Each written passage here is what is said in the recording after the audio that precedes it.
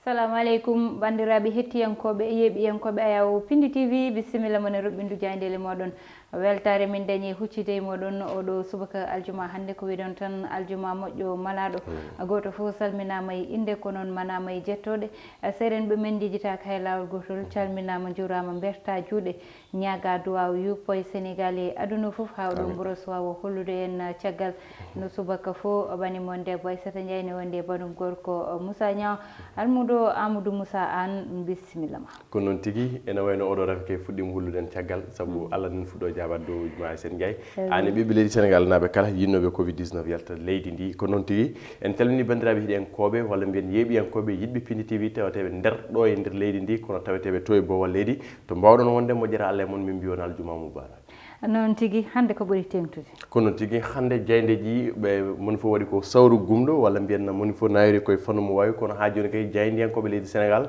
goppani caggal oɗon fannu dawrugol ha joni ɓe kaale oɗon fannu ganduɗa kay limogeage walla mbiyen éclatement parti rewmi mo ganduɗa ko woni koye fusde oɗo saaha ɓe kaali kay e haala oɗon ɓiɗɗo Abdoulaye Wade maître Abdoulaye Wade woni Abdou Karim Wade kanko haala makko ne tawi nder jayde l'observateur a jayde l'observateur udditadama ko noon tigui ɗon tigui guddutirten woni Abdou Karim Wade le hors-jeu du politique ko noon tigui ɓe mbaɗi e gardede bindol kamɓe jeynen ko Futurs Médias ɗe ene wayno caggal kay e ndew yalti leydi ndi faade to Doha Qatar ha joni kay ene wayno o yiyaka walla o teskaka e ganduɗa kay ko ɗo ɗum noon wiyete oɗon fannu dawrugol ɗo e nder leydi Sénégal saabi noon jeyniyankoɓe l'observateur mbinde makko les risques de largage et plan ji holɗi ganduɗa ko darni gam kay sumgoji le lamu leydi Sénégal hitande 2024 Aissata Ndiaye jeynenkoɓe l'observateur garti e ɗeɗon ɗande ndewal lawol ɓe mbi ko wuuro ngo ganduɗa wiyete ko Mbengen ne ganduɗa kay ko gañum ɓuuri wasde tigui pittali walla mbiyen wasde zone uji e nder kay oɗo immigration clandestin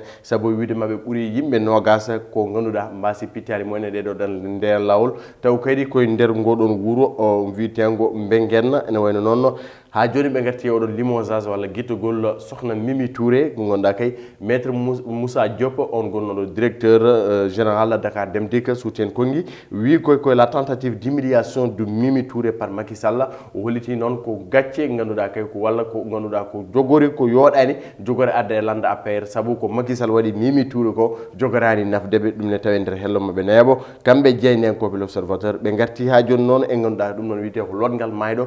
to banggue walla men to fannu rewɓe to ne wayno noon ene teska toon caɗele saabu ɓe kaali e nder hello mabɓe jeeɓo ganduɗa kay ko to Médina ɗum noon waɗino ganduɗa kay ko jomum rutto e jomum taw ganduɗa kay ko debbo ala loro wadde ko haali jangde e kongi oustage uji ɗum tawi nde e nder hello jeeɓo ndeɗo jayde l'observateur jayde libération rewi hen libération ari koye alhaali oɗon Olivier Sylvain mo ganduɗa ko to Dakar Sacré-Cœur wonno ene wayno kay ko tumanoɗo tigui wondude kono noon cukalon goron taw ko ganduɗa koye ko kañumen tigui goni fettoɓe e nder oɗon centre Dakar Sacré-Cœur ene wayno noon ko hanki tigui o waɗi face au magistrat ganduɗa ko instructeur ganduɗa kay ɓeɗo suwaɓe tigui cette makko walla mbiyen kaali ko waɗanno ɗumen saabu kolliti kay ko golle kantorɗe gueɗe ɗe ganduɗa kay ko ganduɗa ko ndewani Allah cagani nelaɗo ko ɗiɗon golle tigui wonde waɗannaɓe kanko Olivier Sylvain ganduɗa kay ko juge d'instructeur waɗimo kay ganduɗa ko alhaali parquet oɗon waɗama réquisitoire supplétive ɗum ne tawe nder hello mabɓe jeeɓo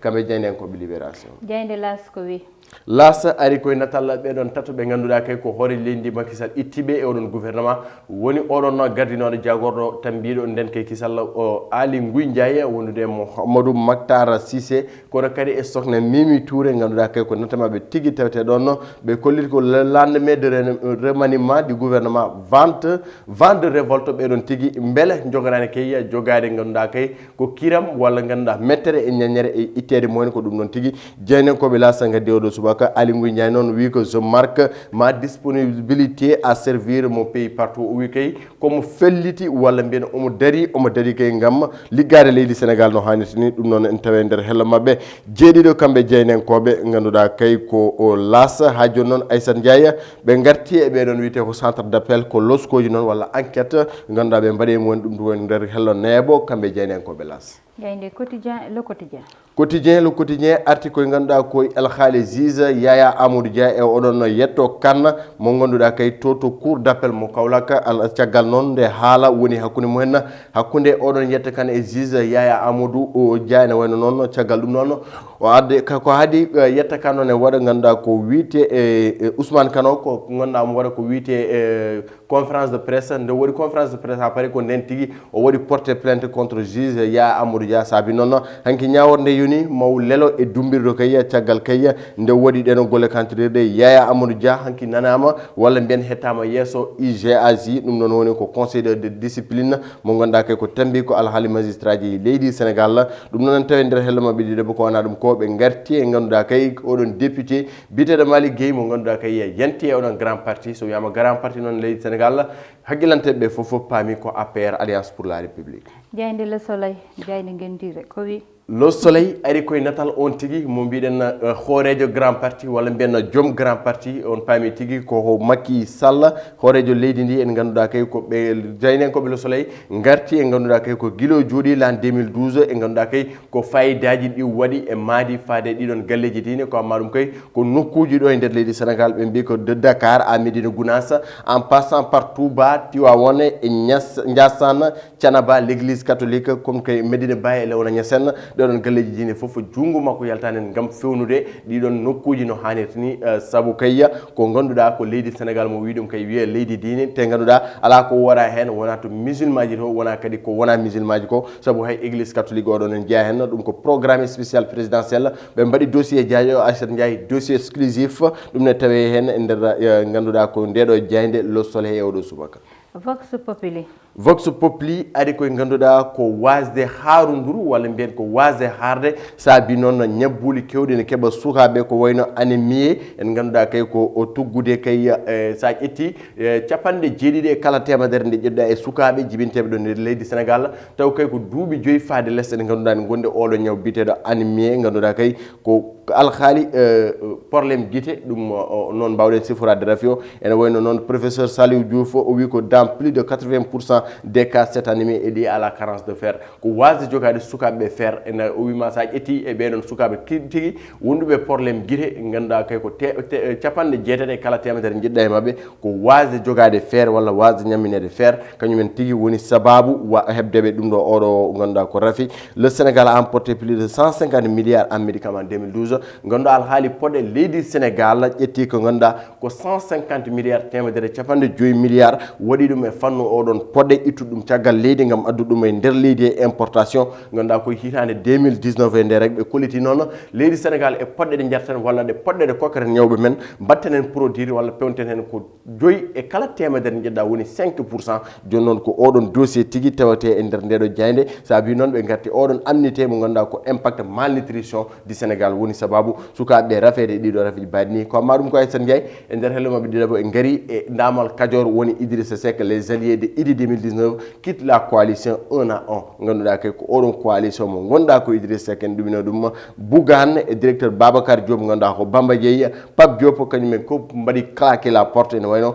so ko ɓuuri hen yaccinade en tawi nder hello ɗiɗo kamɓe jeynenkoɓe ganduɗa ko Vox Pop ɓe garti e oɗon hooreji CNC lomtiɗo Aliou Sarr hooreji CNG on wiyete donc Bira Sène ɗum ko hello mabɓe sappo e ɗiɗo kamɓe jeynenkoɓe Vox Pop. jeyde Stade coftal ɓalli uddotodama Stade coftal ɓalli ari koye on gardien mo ɓiɗɗo leydi Sénégal nattal makko tigui tewte e nder ndeɗo jayde oɗo subaka woni Edouard Mendy insubmersible en ganduɗa kay Edouard Mendy caggal petite jeeɗiɗi ɗi fetti to Chelsea o heeɓi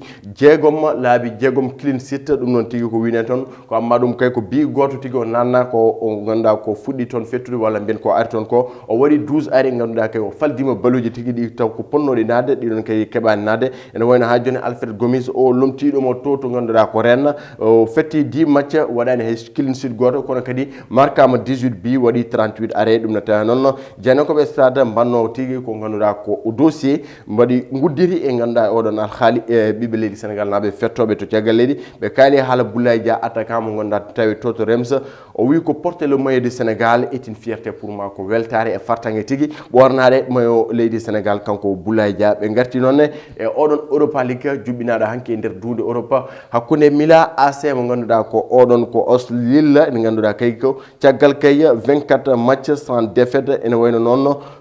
Milan AC ganduɗa kay ko lilla tawi hanki to wiyete San Siro lappiɓe bituji tati ndiga Aissata Ndiaye ɗum wonno ko tawete kelle gadane jaydi leydi Sénégal oɗo subaka noon tigui gareten koye eɓɓore wonde caggal nde min gaddani on ko ɓuuri tengtude wonne jaydeli leydi meɗen Sénégal ɗum ɗon noon hande kalen tan e banggal politique saabu ni anda ɗeɗo balɗe sungoli ɗo e nder Afrique walla mbiyen toon to diwan mo États-Unis nana haale ɗo e Afrique noon ɗo ɗo ganduɗa kañum woni Côte d'Ivoire élection ji mabɓe dañi ha mbiyen gasi ɗum noon holliti tan gardino toon leydi o ƴettiti leydi ndi e 94% temedere ƴettuɗa foof wotanɓe moɓe ne wawi wiyede ko capanɗe jeenayo e nayo mbiyen wadde o gagnima ɗum noon saabi ɗum ko lundiɓe kamɓe koɓe waɗɓe boycotté mana ɓe bokkani e nder élection ji ko hollitta ñande foof Moussa Niang boycott wona solution saabu sa waɗi boycott way kono a wotani mo gagnanta tawde boycott o haɗani élection ji dañde a hokkata oɗon doole saabu yimɓe ma gotoyta kono kanko yimɓe makko jahat wotoyde massivement manam kamɓe fof maɓe ndenduɓe jaaha ɓe gotoyote ɗum ɗon ko hokkude omo ganduɗa kanko woni gonnoɗo to no walla joɗinoɗo ɗo no yette doole Moussa Niang ko noon tigui ko hokkude jomum doole no mbiɗani saabu e oɗo saaha en ganduɗa ko waɗi médiation walla mbiyen intervention mo ganduɗa ko hewɓe saabu leydi France suuti en konngui ganduɗa ko ministre des affaires étrangères mo ganduɗa kay en tawi e nder union européenne suuti konngui retour au calme ganduɗa kay ɓe mbasa wadde ganduɗa ko wiyete ko garmi garaji saabu ko kewi guine ko ganduɗa ko Afrique foof o nimsi ɗum walla mbiyata waɗa ɗum déplorer ces actes ganduɗa Afrique foti diwde ɗon hankkadi ni question de troisiéme mandat noon ko ni tigui wawata waade Aissata Ndiaye saabu noon hay nana ko fo aɗo e nguɗo gomu seeɗa o ganduɗa kay nene juɓɓina koyɗe jokere namde jaam tawde tawi to leydi Côte d'Ivoire noon tigui noon ndewe tan payen toon to diwan mo États-Unis wuro nenam Hadja Houleye Silesi toon noon yiyete ene anda hakkude Donald Trump e omo ganduɗa kanko woni yiyete Joe Biden hakkude mabɓe kamɓe ɗiɗo noon woni ko ganduɗa yiyete ɗo joni mbiyen ko course walla ada mo ganduɗa wawi gagnade Joe Biden kono kadi Joe Biden ne wawi gagnade Donald Trump saabu ɗo tolna ɗo kanko Joe Biden so heeɓi état goto mo ganduɗa tan o gagnima ɗum omo wawi dadde Donald Trump kono kadi Donald Trump ne wawi dadde mo hayso tawi oɗo saaha ko dadodire Donald Trump ko ni heewi saabu so ƴewtidama élection ji eɓe mbanno élection ji mabɓe battidiɗi ko debbo mo wondunowo Hillary Clinton de Hillary Clinton ɓurnomo daade kono ko kanko gagné ɗum ɗon foof hollita no élection États-Unis yarata eno waɗiri compliqué ni kono ha joni aɓene décompte uji saabu kamɓe ine anda aɓe jogui façon ji tati ɗiɓe gotirta sa welama coɗɗa galle ma nelda ɗum par poste sa welama mbaɗa ɗum courrier électronique sa welama kadi jaaha gotoya kamɓe ɗum ɗon foof ne hollita tan démocratie mo ganduɗa nana diwan mo États-Unis Moussa Niang ko noon tigui ne waɗi transparence no hannirta ni ko ganduɗa ko dowlaji États-Unis ene wayno Joe Biden e ganduɗa ko wiyete ko Donald Trump nen wiya ko wiyete coude à coude sababu noon ko Donald Trump wadde conférence de presse hollide ko kañum gagni sumgoji lefol laamu yimɓe fof ne gandi ene waɗi transparence saabu ko wiyete technologie ko wiyete systéme ganduɗa kala garɗo États-Unis ko ɗon tigui waɗata nder Aissata Ndiaye wadde yimɓe ne paadi ganduɗa ko jencuɗi ɗiɗon sumgoji to dowlaji dentuɗi noon tigui salminde tan nenam toon to Mantala Jolini wiye lelɗo aussi salminimo no fewi o holliti no fewi yidde makko hakkude makko e Pindi TV hakkude makko e sukaɓe makko wonɓe ɗo yette Pindi TV kono minen ɓuuri weltade ma anen lelɗo oɗon noon woni debbo mo Damgadio Mantala Joli min calminimo no fewi ɗo min dewata min udda roɓɓindu jaydeli moɗon tottude won adi altine so Allahu lamɗo jaaɓi ko bani mon debbo Aissata Ndiaye wonno banum gorko Moussa Niang heɗano ene banggal caméra o Mansour Sow alias Thiat e tawtorede Amadou Touré banggal maquillage o amin jarna hen Kumbis Baba